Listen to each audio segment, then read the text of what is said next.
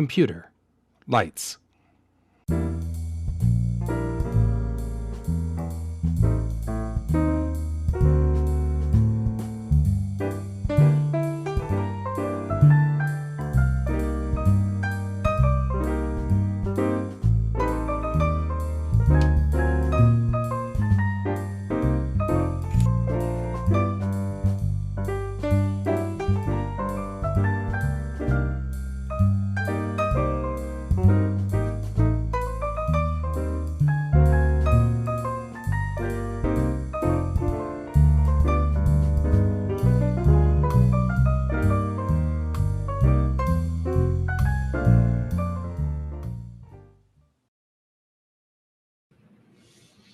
Hello, everybody. I'm all washed out. I don't know what's going on.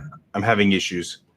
So I don't know what the story is. So we'll just pretend like I'm, partially dying or whatever. And now I'm halfway into the afterlife. And this is the afterlife over here.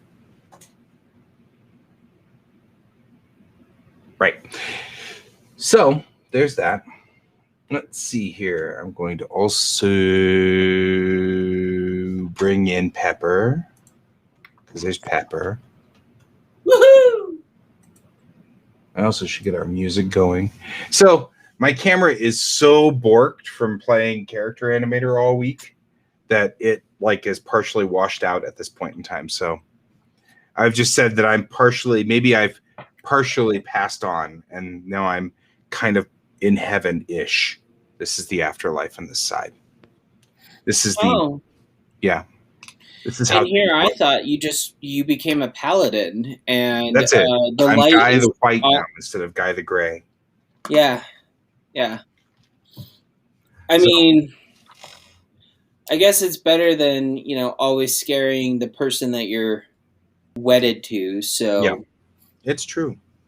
Well, having random Balrogs around your house does suck. So there is that. I think she's done with that. If we have another Balrog fight in the basement, she's over it. Yeah.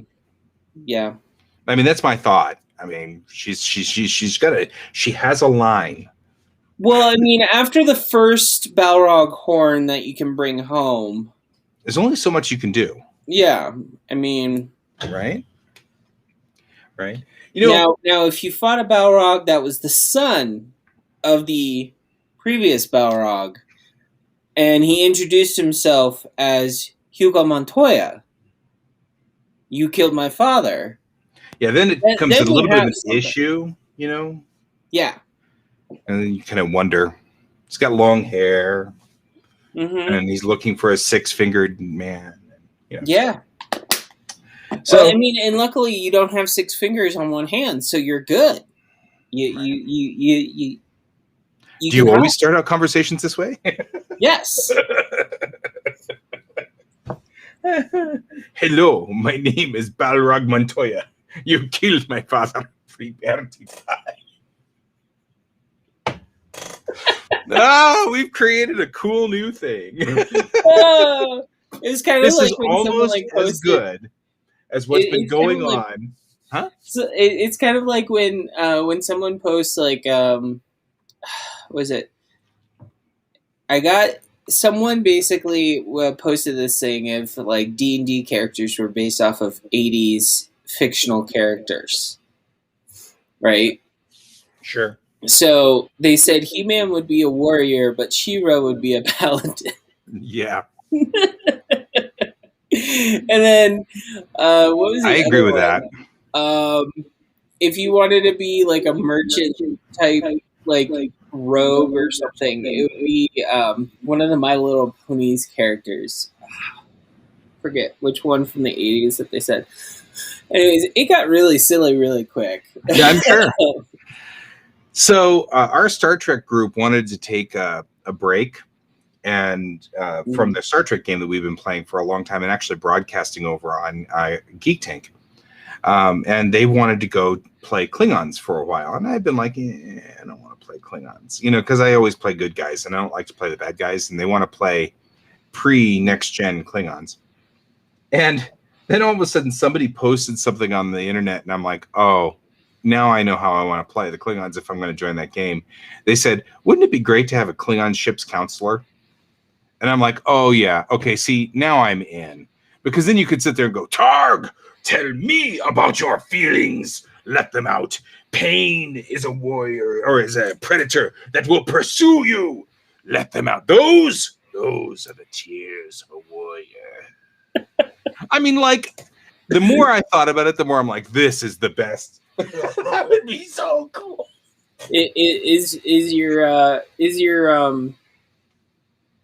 your ship's counselor a half Betazoid as well? No. It'd have to be all Klingon, otherwise it's not funny. Yeah. I can't even imagine a Betazoid and a Klingon getting together and having kids. So it almost happened. Yeah, Deanna Troi and Worf almost hooked up. No, well, they were in a relationship for the end of Next Generation. They were still in one. Yeah, it ended because obviously when we started the movies, it was Riker and Troi again, which just really means the writers were like, we liked Riker and Troi better. And we have to move Michael Dorn over to DS9. Well, what was it? I'm trying to remember. No, there was another event that they did where Deanna Troi was straight up dead. Picard brought her back to life. That happens a lot. It's science fiction. It was super weird. Riker and Worf were in the same room, and he's just Riker's like, don't worry about it. I know how much you meant to Deanna. Mm-hmm. And they played it off like she was dead, and I was just like, what the hell just happened? Yeah, well, I know the episode you're referring to, and good enough. So yeah, I will end up nitpicking, and I really shouldn't because I'm a nice guy and I love you, and that's this is not a thing. Don't pick nits. Okay, in all fairness, it played like that, but they never actually confirmed she was dead. She was dead. Yeah, I mean, but they were playing with alternate timelines, so she was dead. And once Worf got back to his correct timeline, all was good again. So it didn't. It was shattered time frames that they were dealing with. So yeah, he also got first, second, third, fourth, 9,000th place in the Klingon festival he was attending and stuff. So it's all good. Yeah. It's not really relevant to this discussion, but it was a good episode. I liked it. So it's all right. Also, my buddy who worked for Decipher loved that episode because Decipher was making the Star Trek card game at that time. And he used that for all kinds of different pictures so that he could get Data in red and Data as a captain and Worf in red and Worf in yellow. Get them all the different variations. It gave them endless. That episode was wonderful for endless, milling of information. So, and pictures and screenshots. So there's that. Yeah. So anyway, yep. So this has been a super frustrating week for me. Me too. And I didn't go well on this one. I did. This week was spent literally devoting the entire week towards a project that I had been working on since last Tuesday. And from the previous Tuesday all the way through to this past Tuesday, I just worked on just the digital assets, doing the pictures and everything like that for this animation that I was going to make in Character Animator. And then I thought, rigging doesn't take that long. Getting the puppets ready doesn't take that long. And so I'll just do this all Monday night and spend all of my time concentrating on drawing really nice characters. So I did. And then Monday night, I discovered that Character Animator had removed the easy rigging tool and replaced it with a programming language, which required hours of YouTube exploration to understand. So there's that. So that's what I spent an inordinate amount of this week doing, because I couldn't rig the models, and you could watch it on the show. I tried Tuesday and Thursday, was like devoted. The entire show was devoted to trying to get the rigging to stop being screwy and weird. And so now I think I finally have it under control, but my client is going to Texas today, and he won't be back till Wednesday. So he doesn't care now. We blew the deadline as far as he's concerned, so it doesn't really matter. He's not upset per se, because he's like, it won't really matter. My week's been kind of messy anyway. But that's a polite way of saying, it's okay, don't feel bad, when really it's, no, I feel bad. The client wanted it by Tuesday. I couldn't get it by Tuesday. And now I'm aggravated. When did the client contact you? The previous Tuesday.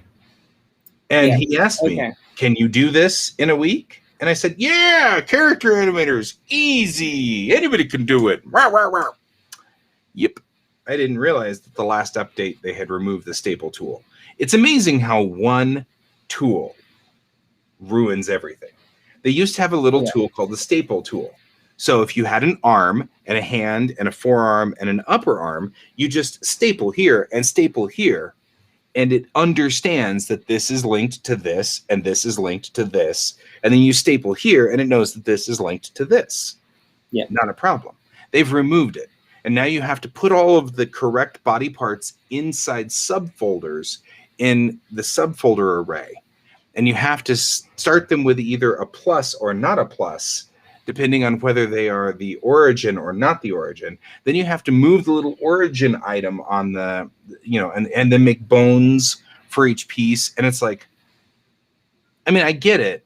I see why they did it, but they replaced something that was intuitive and instinctual with effectively a programming language, which is not intuitive. It's like, and I still messed it up. The last iteration of my puppet wasn't attached to the ground for some reason. So when you tilted your head, the entire body tilted like this. And it just looked funny instead of bending like it was supposed to. So anyway, I'm still working on it. The ultimate decision I made was to load one of the other puppets that came with Create Character Animator and erase all of the pictures and redraw the pictures manually. So that's what I did. So all the work that effectively I did the previous week has now been erased and redrawn. So there's that. And I've been super stressed out all week. So I feel the sentiments. I joined your first two shows this week to try to get me through to Wednesday. I did all that work only to have the items taken picture of, because I thought, oh, let's just take pictures of scan pictures. Like, because I have this rig where the camera sits here and you can take a picture down here and it's a scan. It looks good, yeah. I did these scans. They came out incorrectly. It was 8 o'clock Mountain Time, and they were due at 10:40 Eastern Standard Time. So I had 40 minutes to letter everything. Did not happen. Did not happen, yeah. So my 8-page comic went to 4 pages, barely hitting the minimum. There's a reason why that the contest I entered, you are supposed to do it in a team. You're supposed to have other people with you. Right. And pretty much many people I knew did not have the time to contribute to this. So, yeah, I'm sorry I didn't help you on that one. Well, oh no, it's not your fault. Actually, I knew you were busy. Had I been helping you on this one, on top of blowing a deadline for a client, I'd be pressure with you. Yeah. So I'm actually kind of glad. I think we dodged a bullet by accident. Yeah. But I got I mean, I got 4 watercolor comic pages done in a week. Right? I mean, there's something to be said about that. But like, I look at them now and I go, this is not my best work. No, I don't. But there are a couple of things. One, those things like March of Robots, Inktober, things like that, I never see those as supposed to be my best work. They're never supposed to be my best work. It's always supposed to be helping you get used to pressure and stress on something that really isn't pressureful or stressful. Because you blow it, meh, right? I don't make it through Inktober, meh. I'll make it through Inktober next year. You know what I mean? Personally, I joined March of Robots, although I wanted to do a mermaid for Mermaid. I have like all of 3 days left to do a mermaid. But I really wanted to do a mermaid for Mermaid because that seems like a fun thing. But yeah, I mean, it's like those things I feel like have always been more of a like trying to get you to work faster. So they're a mechanic, not a goal. Right. So Inktober is actually to help you ink. Now, the original challenge, as defined by its creator, was to help you ink traditionally better. Sure. But I mean, the point that I'm getting at is Inktober isn't about coming up with 31 absolutely awesome, stunning pieces of artwork. Oh, no. That's not the goal. The goal is to do better about your art. Yeah. And so, I mean, it's not like, you finish Inktober and they look over your 31 pieces and, well, number 14, that one's really below par. All of this is crap. Go away. No. Yeah. The whole point is if you did 5, that's better than last year when you did 4. Yeah. And so that's why I like to try to do March of Robots. Although this year, of course, I was down in Texas and didn't get into March of Robots. But I like to do March of Robots because I like robots. I'm a robot guy. So, which is why I have been adding Mecha to Bellatrix Rising, is because I like robots. Well, and if you really want to get technical, as of June 1st starts Kaijun. Kaijun? Yeah. Man, I like Kaiju too. You know what I do for Kaijun, though, if I do participate? Sketch cards. Well, they're small, I mean, obviously tiny. You never do big things for for any of these. You don't do huge things, but you can like let's think about this for a second. If you have a sketch card size, bunch of 3x5 cards right here. Yeah, these guys could totally be Kaijun. Yeah, I bought them at the dollar store. They cost me $1.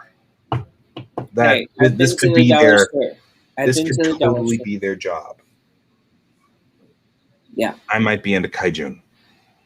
And the fun thing is if you're doing that and they're different colors, you can get white ink pens. Yeah, and you can get you can actually do all of the inking experimenting. Oh my God, there's a list. Mm-hmm.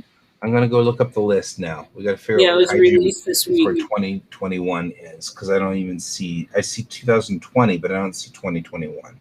2021 was released on Instagram. It hasn't been released out here. No, it was released. One of my friends posted it. Hasn't been released on general. Yeah. Oh man, Barrage, Hunter, Quake, Toxic, Growth, Crawl. Oh man. I got to do Kaijun. I mean, at least get as far as I can on Kaijun. Oh man.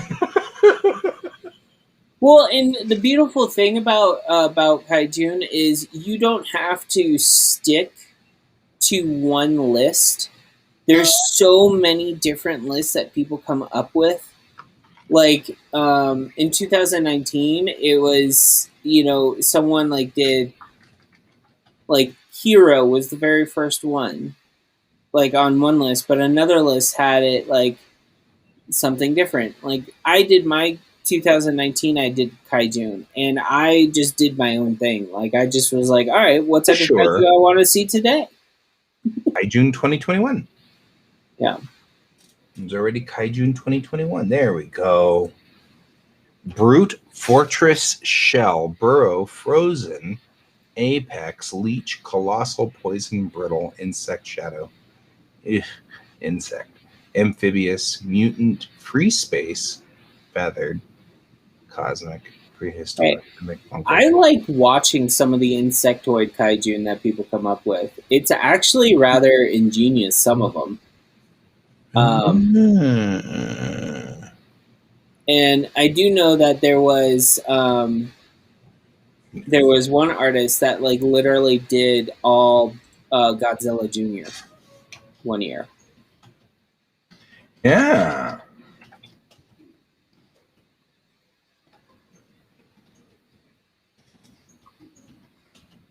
Yeah, real quick. There. I'm just messaging to our group to tell them, hey, just so you know, past links still work. So if Colton or Raph wants to join us, the old link still works. Well, I mean, both of them are still woefully unconscious. I wouldn't expect Colton to be here. I think this was his last week at school, and he may be out, and then literally out. Like he may be asleep right now, just enjoying the fact that he is completely exhausted. So.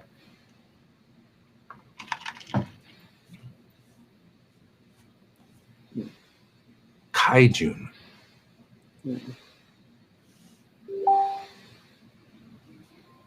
Is that somebody replying? Yeah, Colton. He's literally saying what I just said.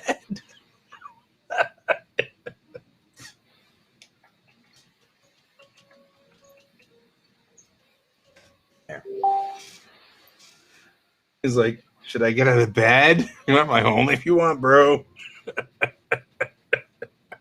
Colton's Colton. So Kaiju, I'm going to take a picture of this because it's in my Instagram. And I know that I'll find it someday. There we go. But it'll be easier if it's photographed and on my phone. So, okay, so maybe I'm in on Kaijun. Yeah. I mean, it's a fun one. Like I want to say you can play around with it a hell of a lot better than Inktober prompt list or something like that. Because, like, let's be realistic. Like, I did one where it was like a parent kaiju was actually feeding a baby kaiju. Oh yeah, I intend to make all of my Kaijuns disgustingly cute. Yeah, because that seems like a thing. Yeah. But I mean, you know, I'm okay with that. It's like I said, March of Robots seems like a thing that I enjoy quite a bit when I can get into it. And Kaijun sounds like the opposite. Like, I mean, I have always been a Kaiju versus robots sort of guy. This is like my world. And the funny thing is because it is Kaiju, you can do robots. Yeah. Because, like, there's plenty of robots that go up against Kaiju. Kaiju, yeah. I mean, it's. Is he still talking? Yeah. Yeah, I am running not on coffee this morning, folks. Why are you not running on coffee this morning? I started brewing it. Oh, okay. You know what? I'll be right back. Go get coffee.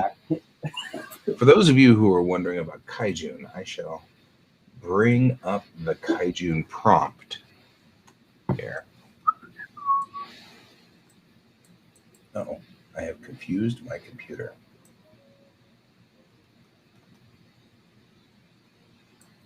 Here we go.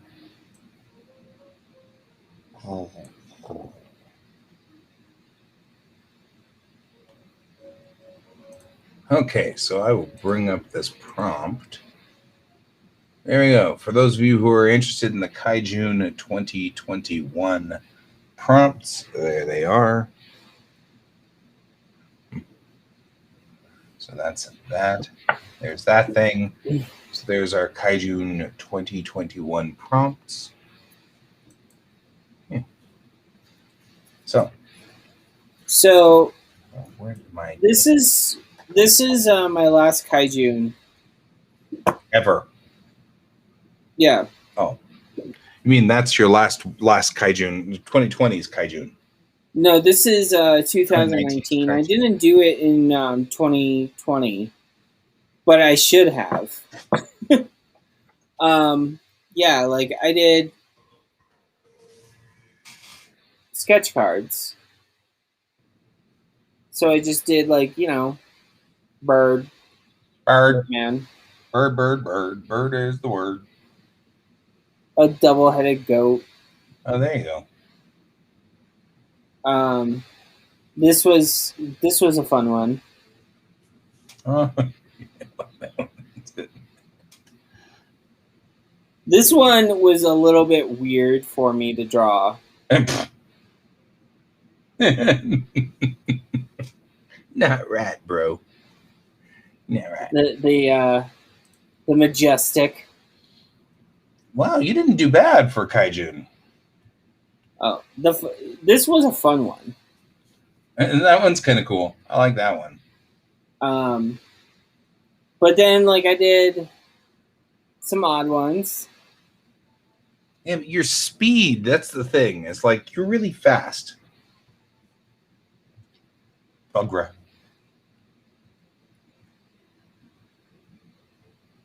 Junicorn is another one. Oh, that one's good.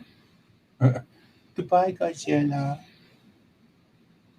And then you have like Little egg. right, human interaction with Kaijun. Right. And a lot of people don't realize the North American Kaijun. Right. That's Babe not to be the confused Blue with Ox. Lucifer, which is our new kaiju. Yeah, I know, right? Denver-oriented kaiju. Here's my Miyazaki inspired millipede. Nice. But then you were talking about robots in Kaijun. Yeah. And if you look like that's like a battle. But then I have like a crustacean. Nice. So, yeah, the next one's a spider. I'll show it, but Yay. Well, I'm not arachnophobic. yeah, and then this is the one where the parent kaiju are feeding the baby kaiju. Nice. This one, like, I could totally see you swapping out George for the reference. Catju. And then, like, but I did a lot of, like, where people interacting, like, they were treating the kaiju like worshippers. But I did end up, like, doing more, like, robots. Yeah, that's deal. good. I like that. But the battling ones, those were also fun. Nice. Like, and I'm gonna just show you guys all of them because it's like they're all on my Instagram. If you go to 2019, Yeah. No, that's all good. But like, kaiju are also good. yeah, this one was also fun to do. It's a giant chicken, giant chicken man. I guess one could call my freedom bird kaiju. I once drew a freedom bird that was an eagle, and he's got like a flag and a gun and a baseball bat, and he's like got 6 arms to hold all the things. The female giant robot. You didn't put missiles for boobs. No, I tend to frown from making the boobs missiles. It's for some reason that just seems to be a thing, and I Yeah. don't know. It came from it came from Mazinger, is what it came from. Yeah. Nice. That's a very gecko. You got that one good going from the get-go. Yeah. Yeah. This is Alien Kaiju. There you So go. I made a lot of them parents. Now, did you put all those in card sleeves? What's the story there? Yeah, these are all in card sleeves. Oh, yeah. And then, like, this is my undead kaiju. Oh, there you go. And then the H.P. Lovecraft inspired kaiju. So, I mean, like I said, I'm just showing these to everyone and to you specifically because it's like you can play around with it a lot. Yeah, no, I've been doing Inktober's for a while now. Well, yeah, but this is more fun than Inktober. Not disagreeing, actually. Like I said, I kind of like March of Robots more than I like Inktober. I mean, don't get me wrong, Inktober's great and all, but like every single time, it's like a boring list. Mm-hmm. It never is a list I actually get inspired by. Sure. Is it fun? Sure. I mean, the first time I did it, yeah, it was fun. But now, like, if I try to do Inktober now, it feels like a chore. Right. And like I just have this thing, like, if I'm gonna do an art challenge, I don't want to have it feel like a chore. I want to feel like I am doing something to better myself because it's a freaking challenge. Well, that's the thing, right? That's the whole point. Yeah. And it's, I mean, that, like I said, you picked one that because mermaid is cute, but I feel like I should do one token mermaid. I'm not a mermaid person. It's not that I don't like mermaids. It's just that it's never really been my thing. It's not in my wheelhouse. Yeah. And so I feel like I should do a mermaid just to kind of tip my hat to the mermaid people who are right now like mermaiding every day and doing these exquisite mermaids. Hey, speaking of mermaids, here's Colton. Oh.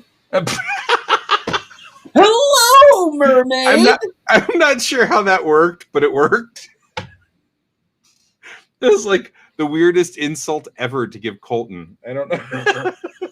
I don't know if it's an insult. Maybe he is a mermaid and you don't know. Right, merman, true. I guess. I mean, it could happen. I think you're muted. Merman. There we go. Yeah, merman. Now you're unmuted. So long as you're not an Aquaman merman, you know, you communicate with fish. Hey, what's wrong with fish?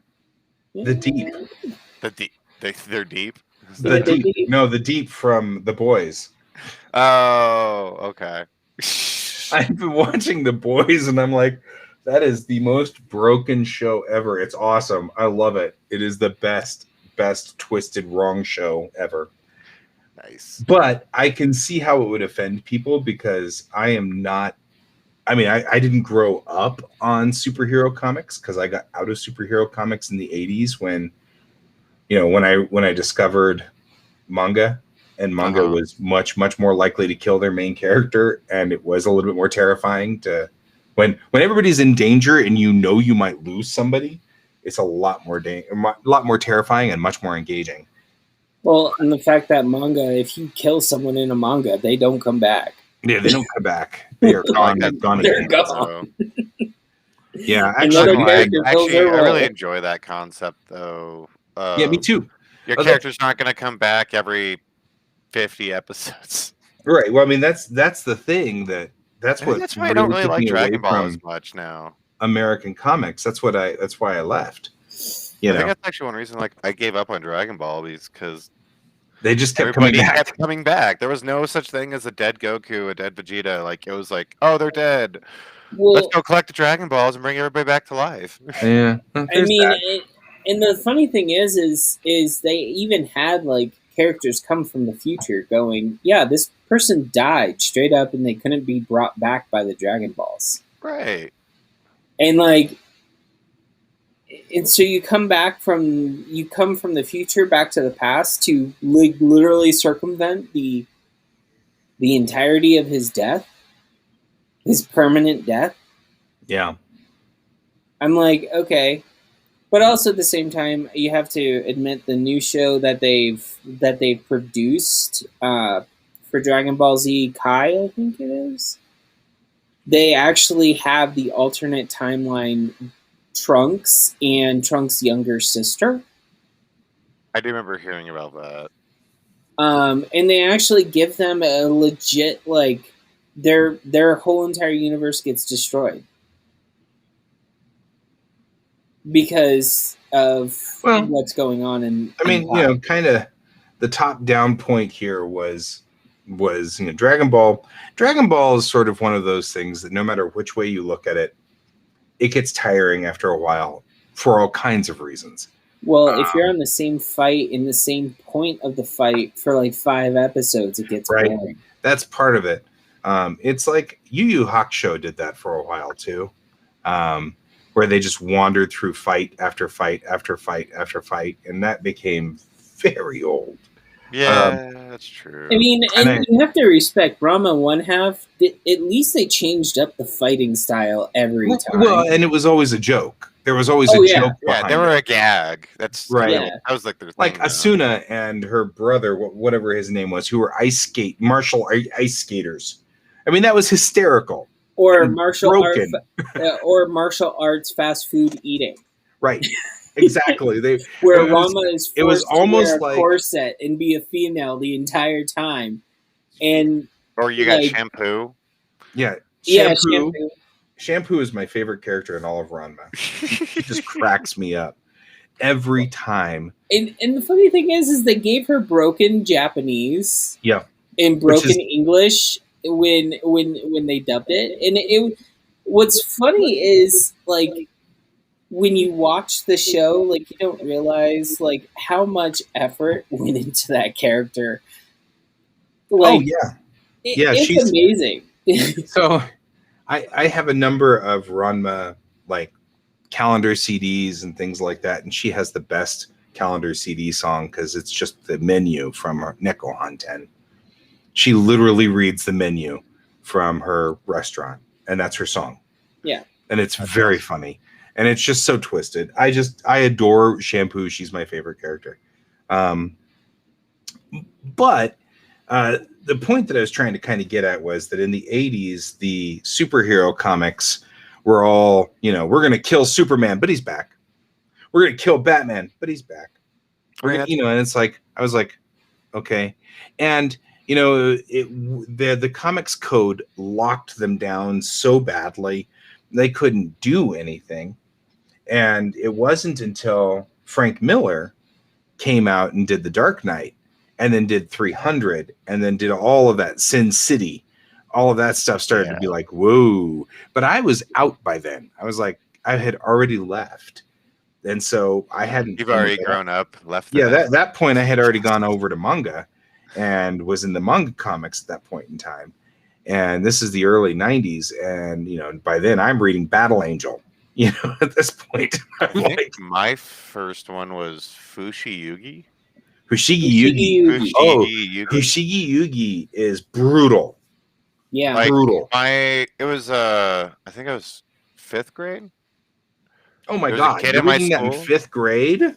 Yeah, there's a kid in my school that he like came over and we're talking. I'm like, "What are you reading?" Because I was like kind of into comics, but also at the same time, like, I was a closet nerd. I was like, no one's got to know I was a jock. Right. Well, so I was like, Yu Watase's artwork is phenomenal. Oh, it's gorgeous. Phenomenal artwork. She is. That's what got me really an elegant artist. And also, this is before I knew like shonen comics and shoujo. And I was like, I don't know. This is pretty. I want to read this. And right. But then you reading it, but it's all of the psychological abuse that they dragged Miyaka through. Yeah. And that is just heart-wrenching. Dude. It's Well, brutal. that's also the storytelling style of that manga artist, because True. she did Sarah's. she did another one called Saris. You want to talk about emotional and mental ringer? Yeah. You put a pair of twins together, they're born together, and they're the reincarnation of a abusive, toxic couple. Right. Oh. And it's like, man, she is good at that. That stuff hurts. That stuff hurts a lot. Yeah, and then like I still don't understand, like she always makes the main character lose the husband after having given the two characters a child after they got together.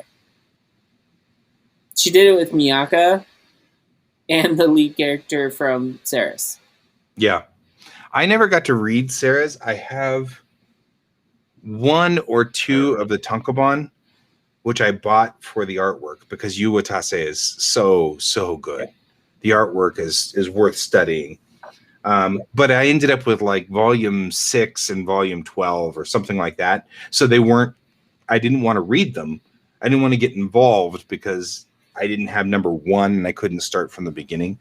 So instead I just cut the spines off of them and scanned in the artwork so I could study it, which is what I usually do. So that's a thing. But yeah, I've been wanting to read Sarah's. That's a horrible thing to say to me. It's what?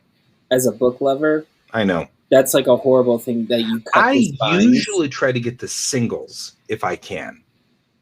But sometimes I just can't.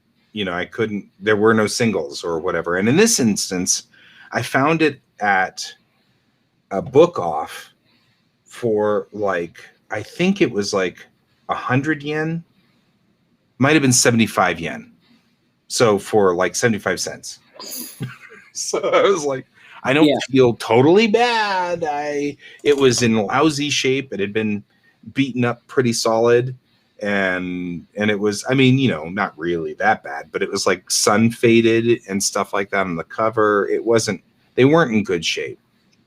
So I picked them up at the book off and I was like, I'll just cut the spine off and then scan them in and that'll be fine. And since they were Tankobon, they were only, you know, they were very small.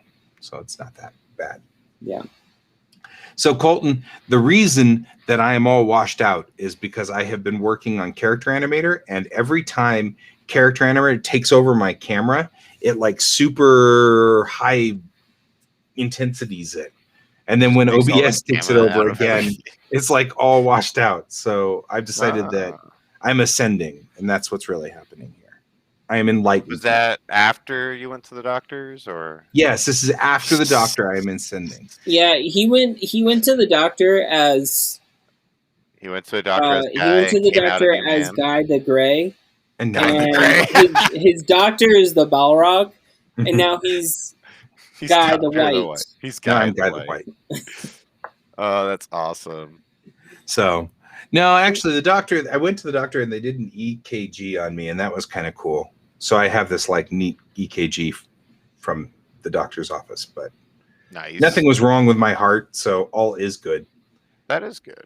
Good. Since I'm getting older and I'm on attention deficit drugs, which are effectively stimulants, so now they're doing we want to watch your heart.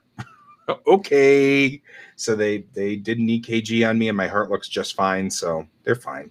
Nice. Nobody's worried. Cool. So, which is good. I mean, you know, mom and dad have both had heart problems over their lives, but you know, I think that those were extenuating circumstances. My mom had rheumatic fever when she was 5 and that damaged her heart. And my dad has COPD from smoking, which I never smoked. So maybe, I mean, theoretically, yes, I have heart disease in my family. Yeah. But on the flip side, the heart disease comes from a disease that my mom caught, a virus, and the COPD from smoking, which I don't do. So, yeah. That's fair. So the doctors are like concerned and then a little bit surprised when my heart comes out okay. I'm like, it's all right, dude. And they're like, well, you're still overweight and you should do something about that. Yes, I am. And yes, I should. But I'll get around to it. It's nice to know that I'm not imminently dead, and I can be hypochondriac like. So, you know, like, wait, that pain, was that a heart attack? You know, Yeah. do I have cancer now? You know, I'm horrible. I can be like a hypochondriac. So Yeah, it happens. what I find funny when people like sit there and go like, you know, your father had a heart attack before he was 40. Maybe you should do something about it. And like, I take low grade aspirin. Like I already know what I need to do. You Yeah, don't need to tell me. I have a doctor, a friend of mine who's a doctor in Alberta, and I was telling her I was taking aspirin every day, and she said, "Yeah, we're kind of there's more studies coming around saying that that's not as useful as it used to be. So keep that in mind. I Keep don't do looking it. it up. I don't do it like I do it probably once every 3 months. Yeah, no, the baby aspirin It's thing, not she like was 81 milligrams. I was doing that too, and she was like, "It's not as good for your stomach, and it doesn't help as much as they thought." That's what she was saying. It's not like going to kill you. I do it for like 30 days, so I do it for 1 month. Messages from Bill. Messages from Bill. You're also on a diet. You don't eat red meat. You Right. take the precautions. There is nothing wrong with taking the precaution. Just saying. Well, he has a liver disorder, so it's like the same thing that you do for a heart disorder, you have to do for a liver disorder. So, Right. The more you know. Yeah, I I mean- think I think I have lucked out. The only real problem I've got is psoriasis, and that's what you can see it on my nose, and it's inside my ears, which causes my ears to itch and my nose to itch all the time, and Dude, I've got it on my elbow and stuff like that. And my but I I get, mean, short people of aren't that, talking about you. I get mine on my hands. I know, and it's people so aren't talking freaking about it. annoying. Like I have right now, I have a small eczema outbreak on my hands, and they're always itchy. I will put lotion on it, and it still doesn't help. The itch is still there. see, Colton doesn't have any problems because he's a youngin. He's still a kid. Oh no, I His have body's not problems. I starting just to don't break down acknowledge yet. them. What was that, Colin? I probably have problems. I just haven't acknowledged them. Right? Yeah. He's not willing to admit that he has problems yet. Yeah. So, okay, so Colton, we were talking about the month challenge things, and we were I'm gonna talking go get about my coffee. I'll be right back. Kaijun, Ooh. because I Kaijun sounds usually like like to get fun. involved in March of Robots because I like robots, Uh-huh. but I also really dig Kaiju. So we're, if you set those up as scenes on the left side, you can set those up as scenes. That's what I need to do. Okay, hold on. So add a new scene, and then it'll transition between the two, because that's what I do here. Like, I'll transition between this monitor and my camera. See how it puts me in the corner over here? Puts me Yeah. in, Okay, so if I have a scene. And then I can do like all of these where I gather all the other crap. Can I just like collect things and drop them in Yeah. there? Click new scene down there at the plus, I did. I made it one. and then name it, whatever your, and then over on the right and under the sources, you add your monitor source and your camera source. And like this source right here is called Ring camera because I have this Ring camera right here, right? I have another camera at the desk, right? That's called the at the desk camera. You're talking about audio input, right? Well, I make the audio input the same all the time because it's always coming from my board, which Is is there a way line where in. I can like go into like another scene and like copy paste? Yep. Yeah, I mean that's literally what you can do is just duplicate the scene. If you right mouse click it, it'll say duplicate. So right mouse click it and it'll hit duplicate. Oh, I'm sideways. Oh wow. So that's because it's coming from this camera here, which is right here, which I put here for helping with Character Animator. But see, if you duplicate it, then you can take the duplicate one and move all your things around so you can share your monitor. I did do that. I just did it. Now I'm confused. There we go. Duplicate that one. Duplicate. And then once you duplicate that one, you can then bring it around. Are we walking through on how to get OBS to Yep. work? Maybe. Maybe. What's going on? Okay, why aren't you getting bigger? I'm confused. Oh, Is that the model that you're doing based off of World of Warcraft Taverns? yeah. I am finishing. So the one thing that's kind of annoying that we're not really touching texturing. Oh. We're kind of doing texturing, but kind of not. Is that and- because of you're going to be hitting texturing at some other point? Yeah, it's gonna be the next class. Okay. Like literally, this is the last week. Right. So, and this is like very basic texturing that they're teaching us. Like, all right, this is how you do like basic UV, yada yada yada. And I'm like, oh, okay, that makes sense. And then I was talking to my teacher. I was like, I thought we were actually going to get into like learning how to texture. And he was like, no, well, we used to, but now you're going to take all your models and you can move into your next class and do it that way. I'm like, oh, Sure. Thanks, dude. well, that sucks. Well, the whole reasoning for it from my experience and with people who did 3D Mhm. animation as a career path, Yeah. is by the time that you're done with all of your courses, you can put together a demo reel of everything that you can do. Yeah, that's kind of where we're at with that too. Yeah, And I get that. And that's like after I really sat down and thought about it, because my school does a thing called the Spring Show, where they invite a whole bunch of people from the industry, like people from like Jam City Games, Blizzard, Riot, all these people come here and look at people's work. And if you can get in, it's pretty much like you get FaceTime with all these guys. Yeah. And girls. And but then also you can be an attendee too. It's actually kind of cool. yeah, But so they do this thing called the Spring Show every year, and it makes sense because you actually get to see what people are producing at the same time and see what you're actually competing against for the industry as well. But also the industry can sit there and tell you why we understand why they picked that piece, but we would never take you because of this piece. You know. yeah. No, I've You get the done honest those- truth. I've done. I did 2 of those type of reviews when I was in college, and trust me, they're some of them are pretty brutal. Educational. Educationally wise, yeah, they're very brutal. Yeah. No, and I get it. But like, I think the worst one was like people who wanted to hire me, and then I do get hired, and they completely misrepresented what I was supposed to do for them. Oh, that sucks.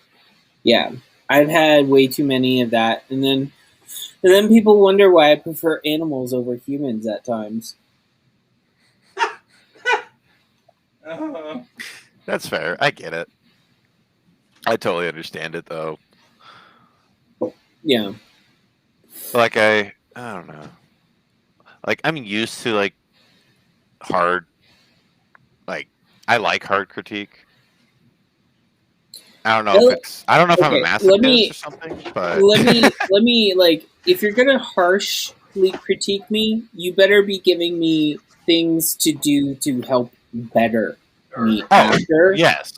Like, I'm right if there you're with you. going to just harsh me the entire time and not give me anything to help me improve, then yes, I'm gonna forever think of that you as a person as a big old d-bag.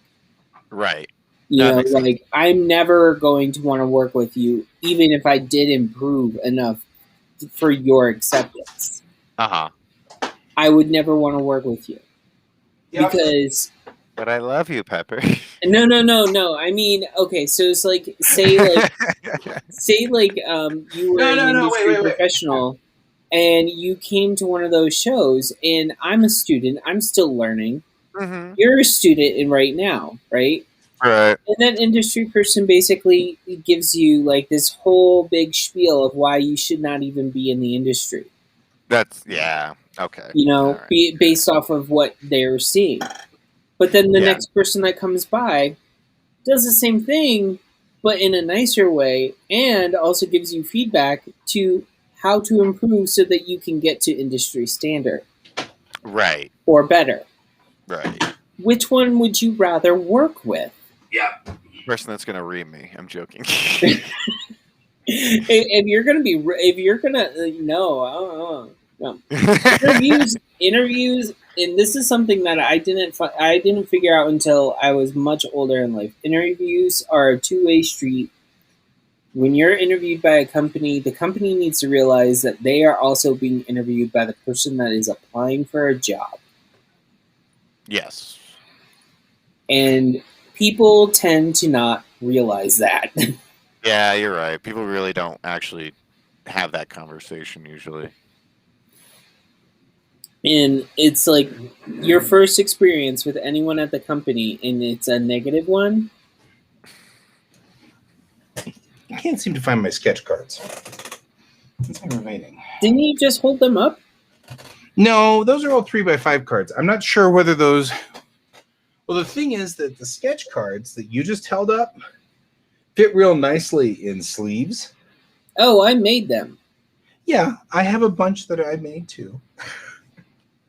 I have sketch cards, which have on the back, G.S. Davis art, and they're branded properly and all of that stuff. But I haven't been at a con now in a year and a half, and so all of my con stuff is packed away, and I'm like, where the hell did I put my sketch cards?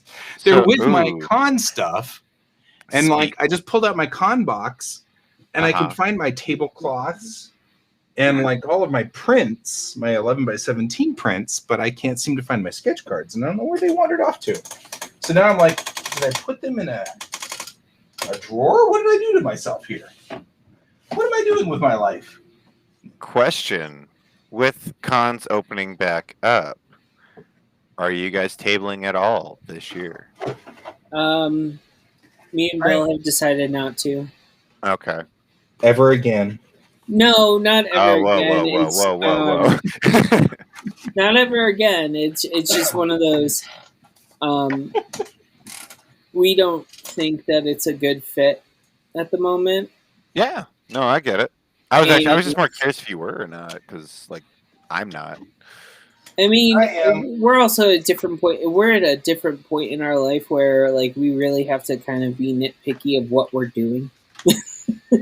Yeah, I intend to table, so it's all good. I'm going to go back and table.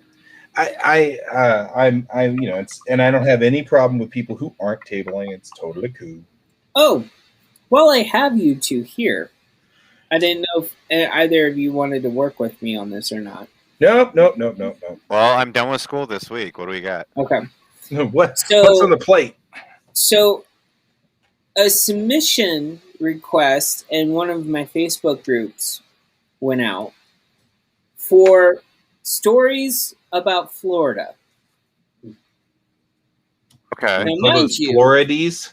I am a native Floridian, and I just happen to live in Colorado. Uh-huh. So I have stories of Florida. You do not. To work off of. Now, I just wrapped up something where I probably should have had a team of people, and I didn't utilize a team of people. Okay. I don't like the submission process. Like everything has to be submitted and then it's approved, whether or not to go forward on the project or not. Uh-huh. So it's one of those things of if you wanted to work on like a concept for the commission for the submission, that'd be great. If not, I can always reach out to people who also live in that I know that are artists in Florida, and go from there too. I mean, But I I'm down to figured do I'm art. right here talking I'm down to you. do art. Mhm. I'm down to do art. Like, I know. So it'd be like, what are you comfortable with at this point? Like, are we talking like lewd, or are we talking?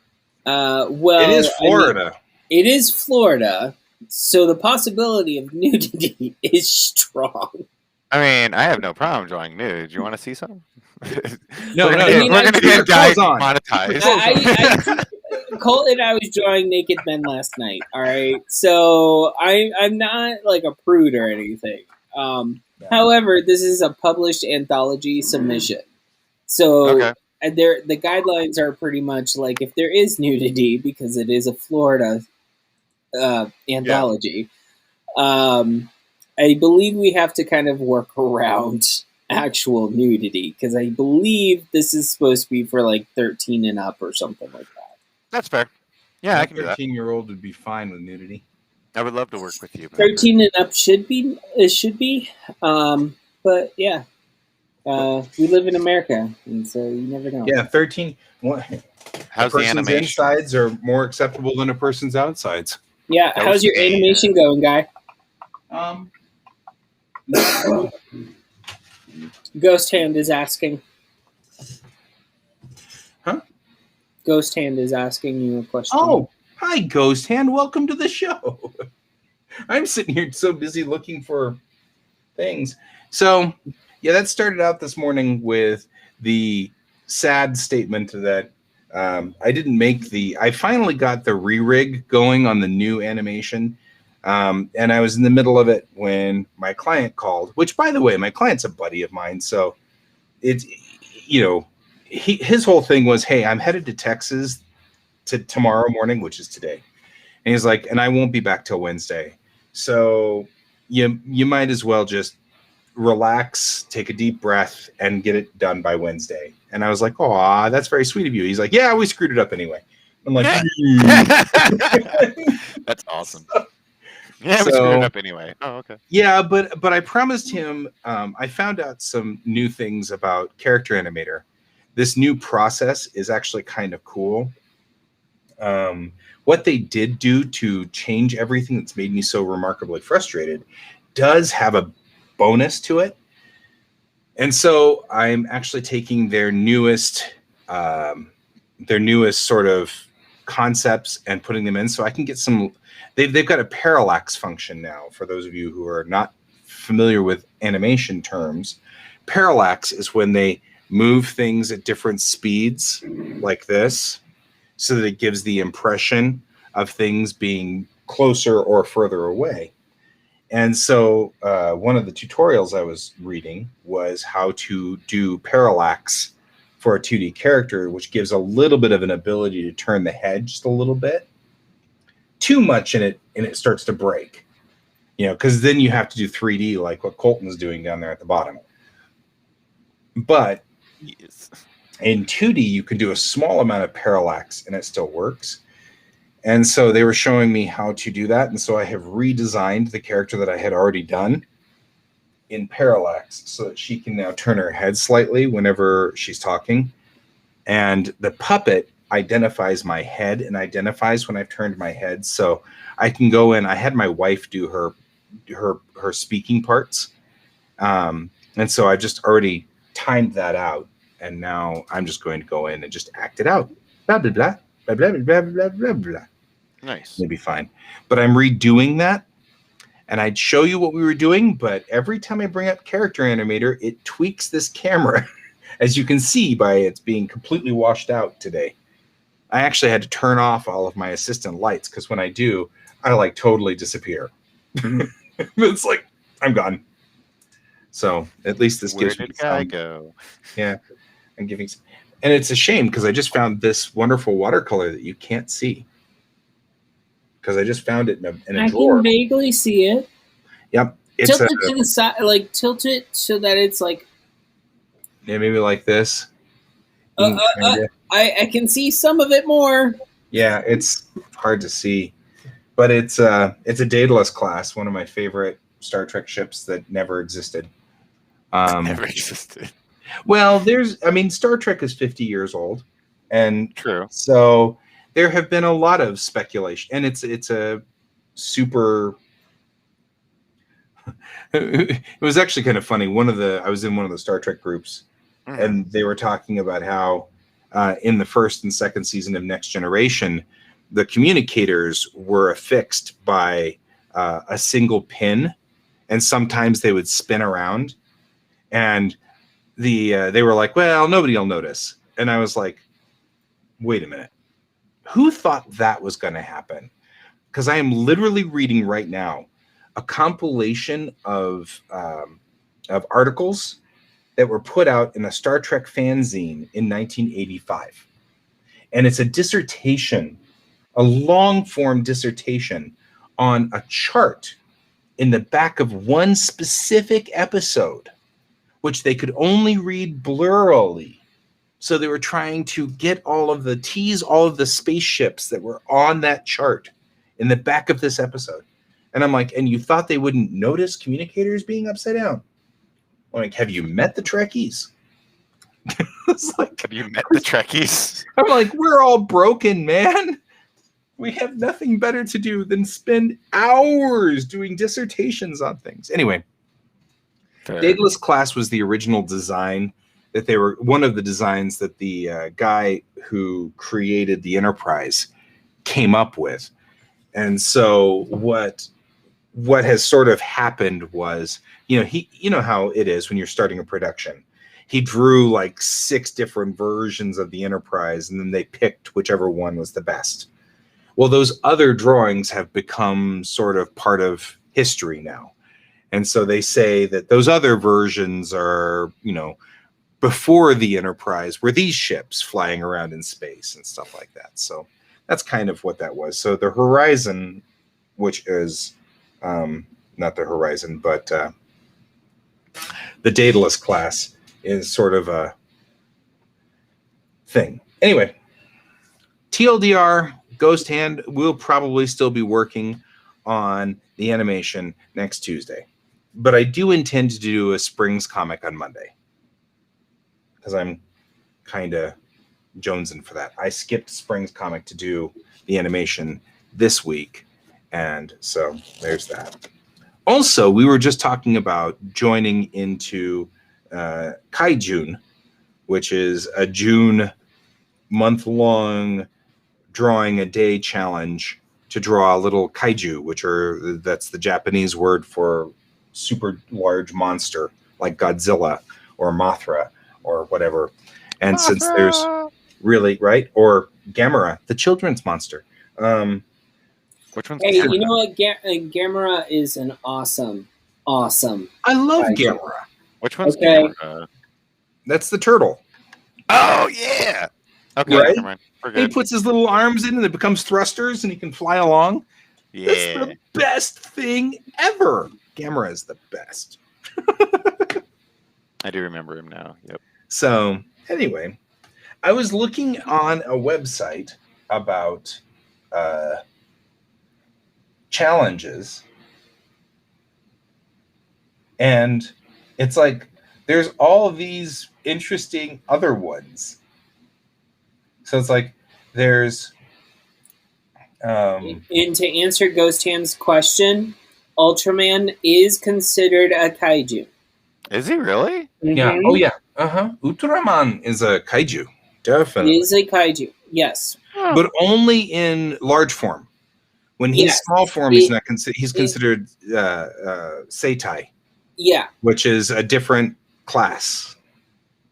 Yeah. Interesting. I believe Power Rangers are Seitai, Yeah, Power Rangers are all Seitai. and kind of like that same genre. Like, yeah. But Ultraman has a different like it's something about the storyline that ends up with Ultraman being kaiju when he's large, but he's Seitai when he's small. Ultraman. I actually had that was my tea lady and my connecting point. When I was in Japan, we had a tea lady. Her job was to get tea for everybody. I'm not kidding. That's was her job, but she was the coolest person ever. And so she couldn't speak a lick of English. She didn't, she spoke 4 words of English. So everything had to be, because she was my first year. So everything had to be in my broken Japanese, which is what my Japanese was like first year. It was horrible. She was broken English to your broken Japanese. Perfect. Yeah, but my Japanese was better than her English. So everything was in Japanese. Nice. So, but it turns out that she was a major Ultraman fan. Nice. And she found out that I was into kaiju and robots. And so, because I had a little Godzilla that was sitting on my desk that I had bought in Akihabara. And so it sat on my desk, and everybody kind of knew that I was a geek of some sort, Right. So they didn't know the extent of it, but they knew, And so she would constantly, every time she would wander by me, she'd be like, Ultraman, like that. And I'd be like, Ultraman. And we'd strike the pose. And the kids thought we were just the weirdest people on the planet. That's amazing. But it was great. My kids thought I was weird anyway. You can't teach junior high if you're. Somebody had once said, if you're a teacher and don't understand that part of your job is to be an entertainer, you're not doing it right. Right. Because as especially a teacher, in elementary. Yeah, or junior high. Yeah. Or junior high. Sorry. Yeah, my wife was an elementary teacher. I was the junior high teacher. I'm glad. I liked junior high. And it turns out that I'm actually really good with teenagers. So there's that. Junior high is when I actually found out I really liked art. Yep. Well, that was the thing for me, too. Junior high was the moment when the light came on and I realized that I'm an artist and a storyteller, and that's the job. You know what I mean? I might do other things for the rest of my life, but really, that's my calling, so to speak. It was then. And that was of course, the moment when I'm sure my parents' dreams of me being a super rich cardiac doctor or something like that just flew out the window. Right. Now, my mom was always sort of very straight up about this. She's like, do whatever you want, just do it. Don't screw it up. And that was her thing. It's like, you can be whatever you need to be, just dedicate to it and act and and do it. So, which I didn't get around to until my late 30s. So there's that. That's fair. That's ADD. So, what you doing over there? You started to say something, Pepper, and then you fell off the. See, this is where, I guess, I don't know. I defer. I'm different. The extent of my family, actually, having some type of semblance of future for me was literally hey, you graduated high school. You didn't think you could do that. Yeah, but the thing that parents never understand, and this is something I fight with. Oh, this wasn't my parents. This was my entire family. I know. The thing that parents don't understand, and it's difficult every time, is that kids will live down to your expectations. So you have to be very careful to not expect too much, but also not to expect too little. Guy, I graduated college and my mom turned to me with a straight face and said, I thought you were going to have a job that ends with, do you want fries with that, instead of actually going to college. I understand. Damn. The point still stands. I was also about to say, though, if you're also a rebellious kid, i.e. me, my parents were always like, we need A's and B's out of you all the time. So I'm like, cool. I can still pass with C's and D's. Right. And I would do that. And then my senior year, I finally was like decided to like push myself. I was like, well, I'm just curious, how much harder did I actually have to work to get A's? Not very. And I'm not gonna lie, it wasn't that much harder. And I was like, oh, I just have to study just like that little bit more. And then I just like at the end of the semester, end of the year, I was like, I give up. Like I stopped caring. Right. Well, And my mom was so mad at me. She's like, I knew you could do it. I'm gonna kill you one day. I'm like, I mean, you brought me into the earth. It's fine. That's fair. yeah. Well, let me. Okay, so there was so much pressure on me to get A's and B's and stuff like that. Yes, and I could easily do it. My problem was I didn't like homework. Oh, that's fair. Yeah. You're as bad as my brother. Yeah, like I just basically I'd never liked doing homework. So if I just did homework, I could get A's and B's. That's not a problem. Yeah. You know, if I My studied brother for was that tests- way. Yeah, like if I studied for tests, I got good grades on tests. If I studied for it and I actually did the prep work and I did all of that stuff, yeah, sure, I If could I do actually that. cared, yeah.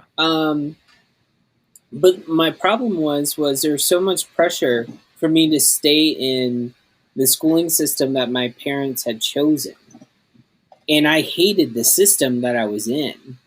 Fight the power. And I was like that kid that was like basically defiant against authority, Okay, yeah. which apparently is a very ADHD and autistic trait, is to fight authority, like to conflict with authority. It's like one of these traits that like happens every so often. Like they Okay. basically don't like being told like this is what you have to do if they don't find a need to logically explain that that's actually true. Hmm. That and the fact of so when I was incented to actually get A's and B's, actually straight A's, I was given the incentive to basically uproot my life and actually get away from everyone that I actually have ever grown up with and move to North Carolina to be with my dad. So I got it. And my mom didn't think that I would actually get it accomplished, of course. And when it happened, I was told, oh, it's still not going to happen. Ghost Hand's talking about all these things, and I'm like, oh, man, I feel that. History, geography, literature, but then math. Then math. Oof. Well, here's the weird thing. It's like I like I said, like I Mine was was one of those English. really weird kids. I could sit there I could sit in a classroom, listen to someone talk. I wouldn't really have to write things down very much except for the important points. And I would still be able to get like an A on a test. Yeah. But then I would never Well- do the homework. Well, And that's where I would get the C from. and that's I'm totally concurring there at this point in time. Now, as fate would have it, my offspring is ridiculously good at math, like scary good at math, and so that would be my luck on this world. I have a kid who can do math much faster than me. Who's gonna make the warp drive? Yeah, he's the one that's going to end up putting together the warp drive, not me. And I'll draw it, and then just like, well, there's that. So it's a thing. I understand that kind of thing. I get the school's always been sort of one of those interesting kind of concepts where you kind of look at it and go, huh, because everybody's had a weird moment. All of us have had these like weird moments. I did just get an email telling me that something signaled my Alexa to tell me that it was smart and it should be hooked up to the system. And I feel slightly terrified. I think But- she just wants to be called smart. Right? No, I think there's a You device don't in the house compliment that's her smart. enough, apparently. And I actually think I know what device it's talking about. I put a smart outlet on the light downstairs in the living room because I was testing it out and then forgot about it. And I think that it's alerting my Alexa that it's smart and could be hooked into the system and isn't. So you guys are aware of my smart system, right? I am. Sure. I have. Yeah, I mean, for like a all these while. lights in here are smart. And Probably. I have a couple of smart outlets now downstairs, like the coffee maker is smart. So the coffee maker is on an outlet. The coffee maker itself is stupid because we blow through coffee makers every other week, but the Yeah. outlet is smart. And so what happens is my Alexa turns on the coffee maker at 6:15 in the morning and then turns it off at 6:25 so that it won't burn the coffee. And then my wife can go down there and she just heats it up in the microwave, which she finds not offensive, and that's okay. But then I can then put mine in ice, which is because by the time I get moving, my coffee is cold. So I like it cold. I mean, I put ice in my coffee. That's what I do. It's iced coffee. I mean, it's the same coffee my wife drinks. I just put like this much ice in here and then just pour the coffee into this thing. Like all my, I'm just reading off Ghost Hands thing. It was like for me though, like for school, everything was pretty easy except for English. Spelling and me, as everybody knows, Yep. is Colton is awesome. at never spelling. the best thing in the world. Like no, we're never doing that. But it is a thing. It's funny because I was an English teacher. So the number of times I have cringed at your work, Yeah. but I don't say anything because I'm a nice friend. I hope you appreciate that. Oh no, I've had friends that are always like, this is how you spell that, right? I'm like, you're gonna have to tell me about 5 more times. But yes. It won't matter, even after the 5th time. So Colton, like, I understand the whole spelling thing. Like, I had like extensive, like when I was in elementary school, because I found out, like, they realized that something was wrong with me. Oh, okay. Wrong with me at a very early age. Uh-huh. I actually had like remedial courses that I had to go for like an hour a day. I had to be separated from my class, and I got individual attention on that. Okay. The one thing that I was told, like if you're bad with words, when technology was starting to rise, type deal, and spell check was something. Uh-huh. Like, rely on your spell check, but always have a thesaurus and a dictionary by you. Yeah. Like, actually, one thing that did kind of help me though, like when technology started becoming a thing, was chat rooms. yeah, Because I'd be sitting there chatting with people all the time, and they'd be like, but this is also like right when chat rooms became a thing. Like people were like, oh yeah, these are cool. Like forums and stuff like that. Like people would start sending me messages, and I'd explain. I was like, hey, I'm not that great at spelling. And they're like, we can see that, but let's help you. And they would just start giving me ways to, like, I got better because of it too. Like one of my good friends, Michelle, like she was like for years, I would sit there and like be talking to her in like MySpace and stuff like that, talking back and forth, and she would just start correcting me. And I told her, it's like, it's perfectly cool, correct me, because the more I see it, the more it's finally gonna like actually click again. Because sometimes, like, some of these words I haven't actually seen or like actually had to spell out sometimes, like in a long time. Yeah, the Romance languages are what Dan's talking about here, because Portuguese is also a disaster area. I think all of them are.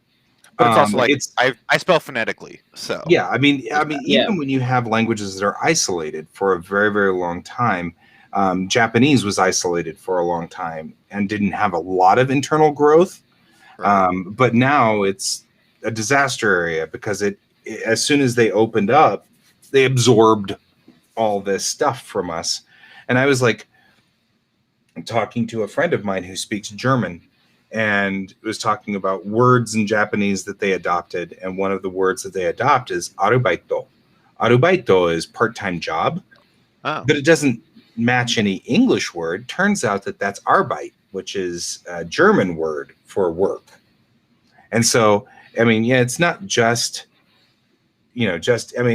all of the languages, especially the more global that we become, the more that we, I mean, just in this particular show alone, we've talked about kaiju, we've talked about seitai, we've talked about, I mean, like these are all words that we totally borrowed from the Japanese language now, which is just becoming parlance in English. And I just said a word like parlance, which is French. So, I mean, like everything here, that's something that fascinates me is, I mean, I know it annoys people and I don't blame them, but languages and cultures are always fascinating to me.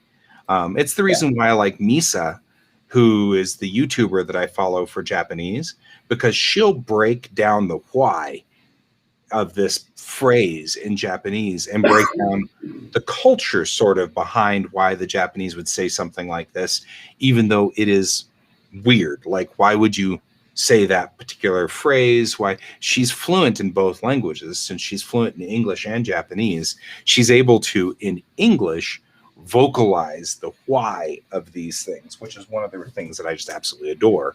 She'll go through this entire thing and break it all down. And it makes it easy for me to understand, but it also gives me a culture lesson in a culture that I'm already familiar with. You know, like I didn't even know this part of Japanese culture, and this is kind of cool, you know. It's kind of like when I was a kid, like I would listen to my grandfather speak Polish. Right. And I'd never realized this until I was an adult, that like the Polish he spoke is called Old Polish. And the Polish, like if I had learned Polish from him, I would be corrected nonstop if I went over to Poland, because the Polish American people, some of them did not learn New Polish. Right. And so like I would have to have relearned Polish if I decided to do that. Granted, my grandfather probably would have been thrilled, but at the same time, probably not really wanting me to do it. So, well, and it probably wouldn't have been as helpful. Modern Polish would probably help you a whole lot better. You know, especially if you were traveling across Europe. You know, just because the older, it's like learning Old English. It doesn't help us a lot. It's fascinating. It's a lot of fun, and it's really cool. My wife speaks Old English, but it's completely useless. She gets a lot more mileage out of her Japanese and out of her Spanish. But yes, Ghost Hand's saying that some Japanese words are Portuguese in nature, and I can't think of them right now. But yeah, I absolutely, I knew that I had learned a word, and I was like, that's interesting. Where did that come from? Well, bread. And I do know that because bread is pan. Yeah. In Japanese, which comes from French, Portuguese, Spanish, that entire grouping there all uses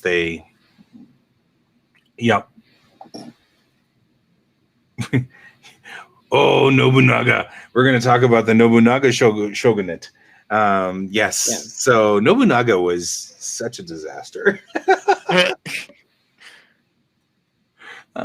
Hey, it's Brent who's checking in. Hey, Brent. Hey, Brent. Good to What's see up? you. Coming in from Twitch as well, which we're gonna have like all these Twitch things. But yeah, Nobunaga was such a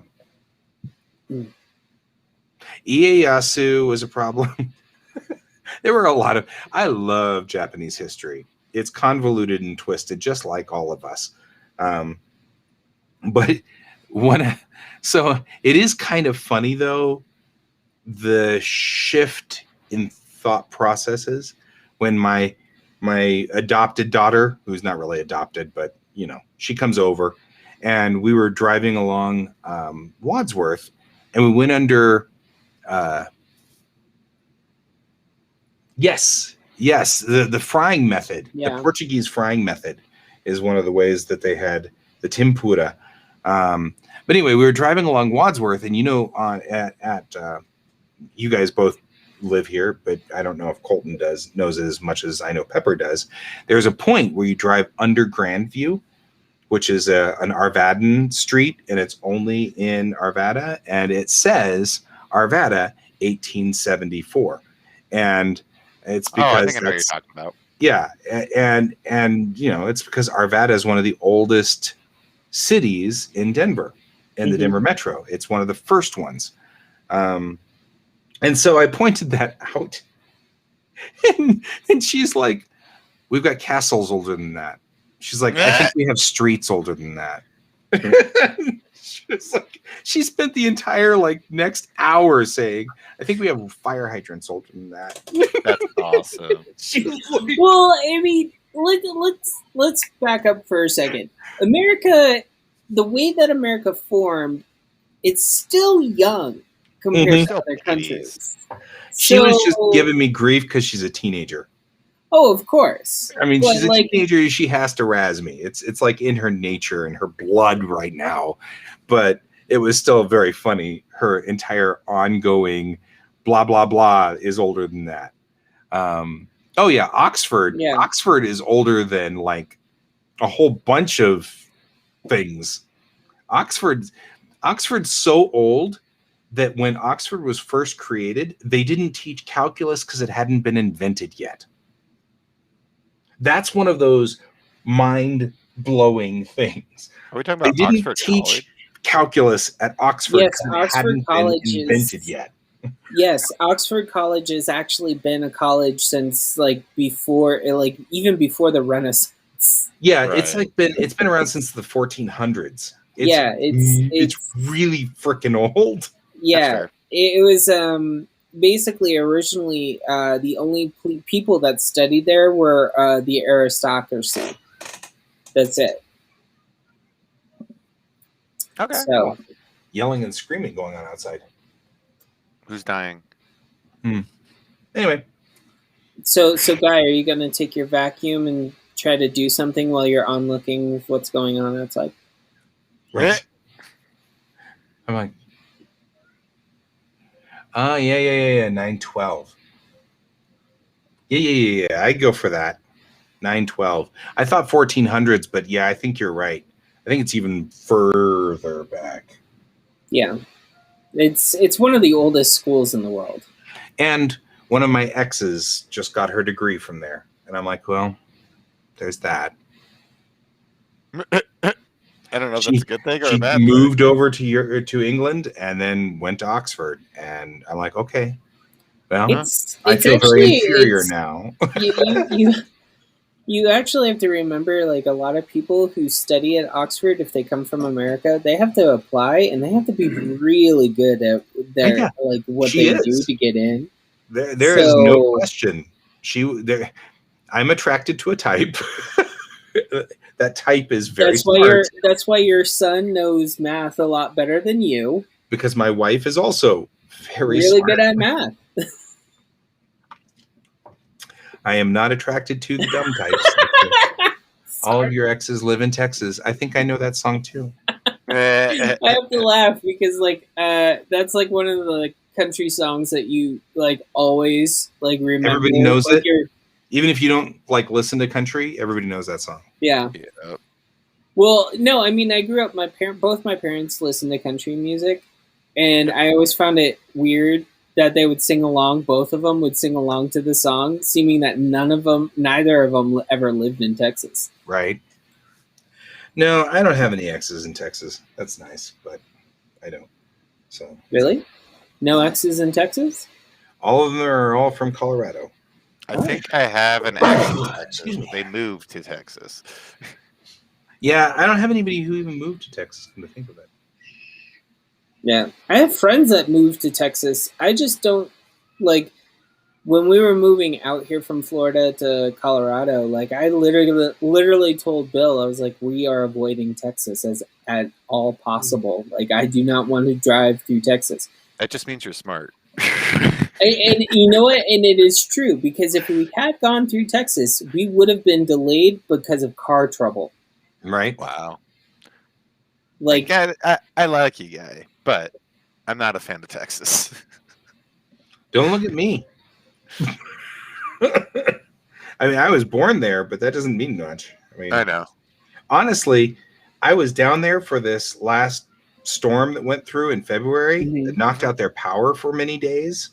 uh-huh. And that whole thing was a beautiful example of not understanding economics and being completely and totally blind to the universe. Like, their power went out because Texas decided, like 2 decades ago, to cut themselves off of the United States electrical grid because they didn't want anybody else to be able to take control of their electrical power. So there's literally the East grid, the West grid, and Texas. I'm not kidding. There are 3 electrical grids in the United States.